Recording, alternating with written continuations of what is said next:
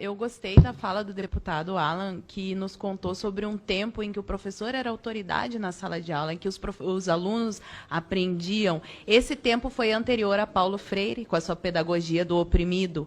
Hoje, o aluno não tem mais que obedecer ao professor. O professor não tem autoridade porque Paulo Freire acha que a imposição da figura de autoridade do professor em sala de aula é autoritarismo. Ora, se eu não posso cobrar dos meus alunos que eles se esforcem, por que eles vão se esforçar? Se todo final de ano eu tenho que fabricar notas no caderno dele, porque o governo precisa ter um índice de aprovação, e o que eu estou falando aqui, eu falo por experiência, pois eu dei aula desde o primeiro ano do ensino fundamental até o segundo ano do ensino médio. Eu dei aula em escola pública municipal e estadual. Eu vi doutrinação na escola municipal desde a primeira série até o último ensino do ano médio, e inclusive na faculdade católica.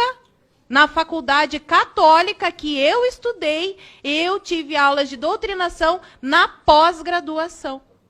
Então, que existe a doutrinação, existe. E por que os meus colegas insistem em dizer que ela não existe? Porque da mesma maneira que o peixe não tem consciência da água que o cerca, porque aquele é o mundo dele, para ele aquilo é natural, os professores já não conseguem mais ver a doutrinação que está escancarada na cara deles, porque é uma verdade onipresente, onisciente de um partido invisível. E embora a minha querida colega não saiba, ela acabou de reproduzir o discurso de Antônio Gramsci.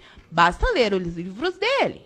E a pergunta que ela faz sobre o que é que está por trás desse partido, a escola do partido único, sobraram 7 minutos na sua fala. Por que a senhora não nos brindou com seu conhecimento acerca da lei? Acredito que a senhora tenha lido toda a lei e poderia nos mostrar ali, item por item, aonde ela está ferindo a liberdade do professor. Eu já li o texto mais de 10 vezes. Venho produzindo conteúdo sobre esse assunto, especificamente escola sem partido, já faz 3 anos. Eu sou professora, estava na sala de aula. Em nenhum momento eu me senti ferida por nada do que está escrito lá. Porque, além de ver os meus colegas doutrinando com aqueles trabalhinhos infames que enchem a hora de aula porque eles não querem dar aula, ficam passando filminho com a desculpa de que estão ensinando o pensamento crítico para os alunos, quando, na verdade, o que eles querem é preencher o tempo para não dar aula. Essa é a verdade. Todo professor que está me ouvindo aqui sabe muito bem disso. Pode até não admitir, mas sabe.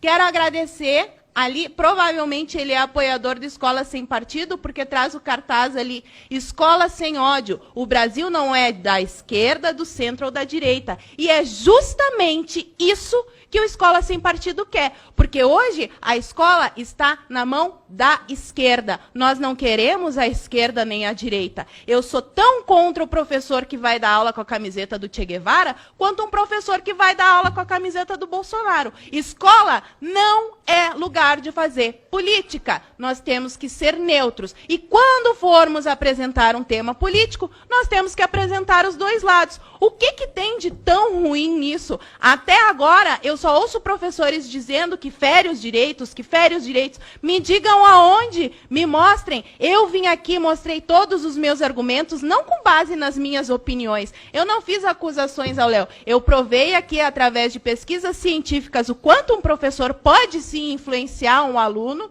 mesmo que inconscientemente, e mostrei como isso acontece no dia a dia das escolas e das faculdades. O grande problema da educação no Brasil é que as pessoas vivem dizendo que o problema é a educação, mas se fizer a pergunta para a mesma pessoa que respondeu que o problema do Brasil é a educação, quantos livros ela leu, ela não vai saber dizer, porque a maioria das pessoas no nosso país não lê um único livro por ano. Outra coisa que eu acho interessante é falar que o problema do Brasil é o investimento em educação. Os senhores sabiam que o investimento na universidade pública brasileira é maior do que na Coreia do Sul?